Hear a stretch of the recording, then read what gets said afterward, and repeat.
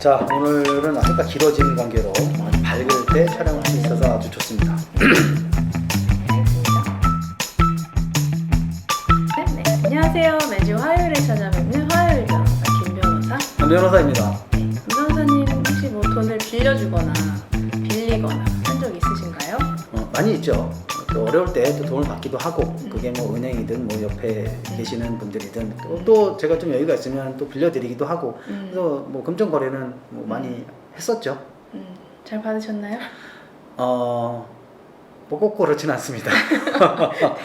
네, 근데 뭐 대부분 아직까지는 큰 문제 없이 뭐 거래는 해오고 있는 것 같습니다. 네. 금융기관에서 대출을 받는 경우뿐만 아니라 이렇게 개인 간에, 지인 간에 돈을 빌리는 경우도 매우 많은데 오늘은 이런 대여관계, 즉 소비대차, 금전 소비대차와 관련된 이야기를 좀 해보고자 합니다.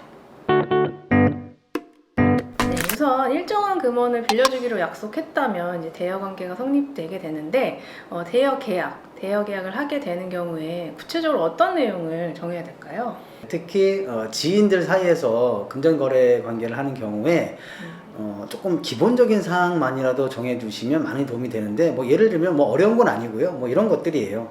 얼마를 언제 빌려주기로 하고, 또 그 돈을 또 언제 갚기로 하는지, 뭐 이런 거는 가장 기본적인 거고, 또 갚을 때까지 그런 기간 동안에 이자는 지급하기로 했는지, 아니면 지급하기로 했으면 뭐 몇 퍼센트에, 뭐 연이율 몇 퍼센트로 지급하기로 했는지, 이런 이자 약정까지도 있으면 명확하게 해두시는 것이 좋고, 만약에 그 제때에 갚기로 한 때에 제대로 다 갚으면 문제가 없겠지만, 혹시라도 그때 갚지 못하게 되면 지연 이자 또는 지연 손해배상은 뭐 얼마를 또 물어주기로 한다, 이런 것까지도 사전에 정해 놓으시면 혹시 모를 그런 분쟁이 뭐 생겼을 때 좀 명확하게 추가적인 분쟁을 막을 수 있는 그런 조치가 되지 않을까 싶습니다. 그러면 이렇게 일정한 금원을 대여해주기로 약속을 했는데 금원을 지급해주지 않는 경우에 돈을 빌리는 사람 입장에서 돈을 달라고 할 수 있을까요? 당연하죠. 소비대차 계약이라는 것도 계약이기 때문에 당사자는 상대방한테 약속된 대로 약속한 날짜에 일정 금액을 빌려달라고 요청할 수 있습니다. 그게 원칙이긴 한데, 다만 이자가 없는 그냥 원금만 갚기로 하는 이런 무이자 소비대차인 경우에는 당사자 일방에게, 즉 빌려주기로 한 사람에게 일방적인 해지권이라는 게 있습니다. 우리 민법상. 때문에 그것으로 인해서 빌려주기로 했던 사람이 나 못 빌려주겠다 라고 일방적으로 거절하면 그것을 또 강제로 요청할 수는 없습니다. 이런 무이자 소비대차인 경우에 예외가 있다는 거 좀 주의하셨으면 좋겠습니다. 그러면 돈을 빌리기로 한 사람 입장에서는 제때 돈을 빌려주지 않으면 손해가 발생할 수도 있지 않나요? 그렇죠. 그런 경우에는 비록 일방에게 해지권이 있어서 해지하고 돈을 못 빌려주겠다라고 말할 수는 있는데, 그로 인해서 상대방이 입은 만약에 손해가 있다면 그것은 배상해 줘야 되는 또 그런 단점은 있습니다. 그럼 일단 약정을 하고 실제로 돈을 빌려주기까지 한 경우에 구체적인 내용의 대여계약서가 있으면 문제가 없겠지만 구두로 약속하는 경우도 많잖아요. 이렇게 구두로 약속하는 경우에 뭐 나중에 계약 내용에 대해서 다툼이 생기는 경우도 있을 것 같은데 주로 어떤 경우가 있을까요? 기본적인 분쟁 중에는 이 돈이 오간 거는 똑같은 거기 때문에 그걸 소비대차 계약으로 볼 수도 있고, 다른 한편으로는 투자 계약으로 볼 수도 있거든요. 근데 이런 기본적인 거에서 일단은 소비대차 계약 또는 돈을 빌려주고 돈을 갚는 그런 계약이다 라는 게 일단 전제가 됐다면, 추가적으로 발생되는 것은 이자에 관한 약정입니다. 뭐 이자에 관한 약정이 있다 없다도 물론 문제가 되겠지만, 이자에 관한 약정은 있는데 그럼 과연 도대체 얼마를 우리가 주기로 했던 거냐, 뭐 예를 들면 이런 것들이 많아요. 돈을 이제 빌리는 입장에서는 일단 얼마를 좀 빌려달라, 내가 여유가 되면 다 벌어서 넉넉하게 이자까지 얹어서 주겠다, 이렇게 애매한 표현을 많이 쓰거든요. 실제 이제 돈을 돌려주는 날짜가 돼서 이자 쪽으로 얼마를 얹어서 줬는데 받는 사람은 그렇지가 않죠. 근데 충분히 이자 쪽으로 많이 얹어서 주기로 했는데 왜 요거밖에 안 되지? 그러면 이제 이자율에 대해서 다툼이 있을 수 있거든요. 이것도 명확히 해놓지 않으면 뭐 얼마다라고 의견이 분분한데 증명이 어려우면 어쩔 수 없이 민사 법정 이율인 연 5% 정도로 정해지게 됩니다. 그래서 이런 것도 좀 명확히 해 두시는 것이 좋을 것 같습니다. 네, 물론 이자율 약정을 하신 경우에도 이자제한법상 최고 이자율인 연 20%를 넘는 이자율 약정은 효력이 없다는 점은 좀 염두에 두셔야 될 것 같습니다.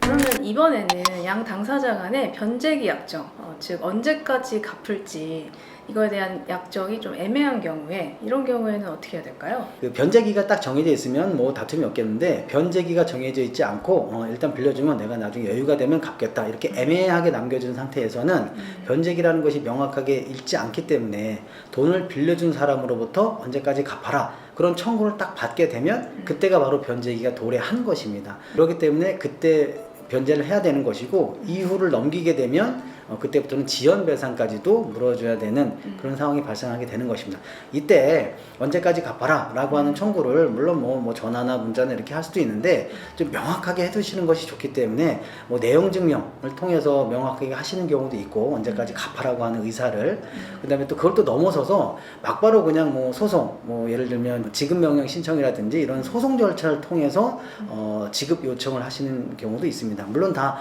명확하게 해두는 측면에서는 뭐 다 바람직한 방법이라고 할 수 있습니다.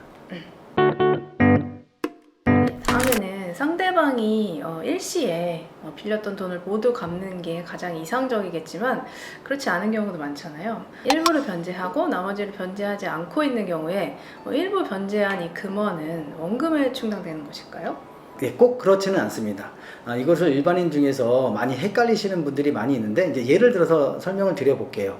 1억 원금을 빌리면서 1년을 쓰고 5%의 이율로 이자까지 얹어서 주겠다 이렇게 약정을 한 거예요. 그리고 1년 뒤에 딱 갚는 날짜가 다가왔는데 전액을 다 원금과 이자를 가서 주면 좋지만 이제 그렇지 못하고 여러 사정을 통해서 한 5천만 원만 줬다 이렇게 되면 그 5천만 원은 과연 원금과 이자를 합한 금액이 안 되잖아요. 그럼 어디에 어떻게 충당되냐 요거를 설명드리면 되는데 우선은 이자에 먼저 충당이 됩니다. 그래서 1억에 대한 연 5%니까 500만 원이잖아요.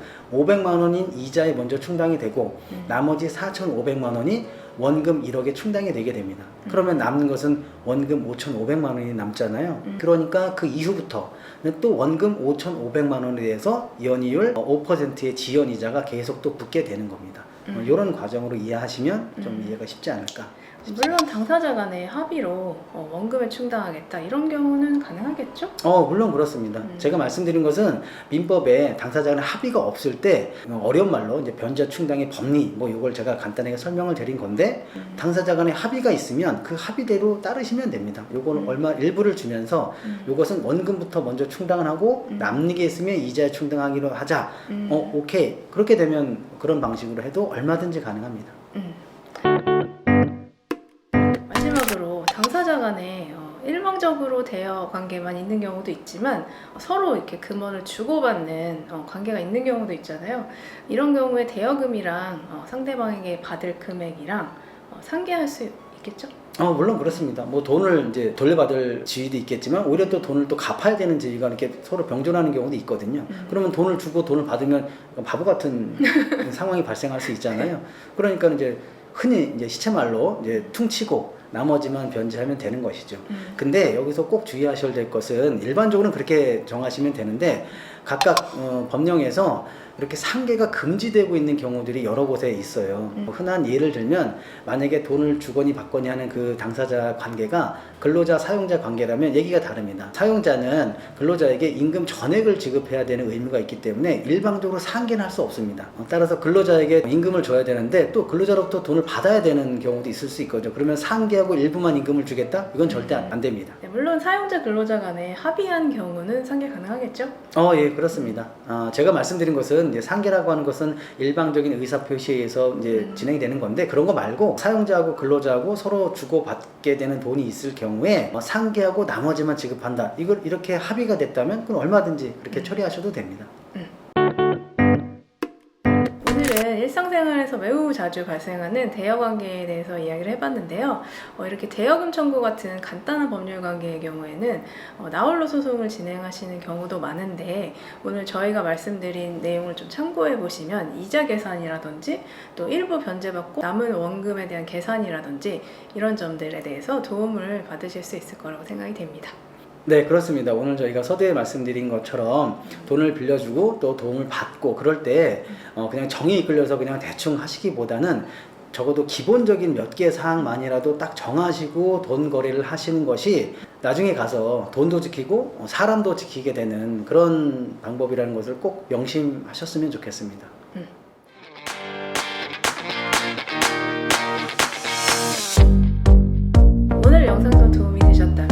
구독과 좋아요도 부탁드리겠습니다. 감사합니다. 맞나요? 아니, 이거 아니 제가 말을 잘못한 거 이 단어를 잘못한 거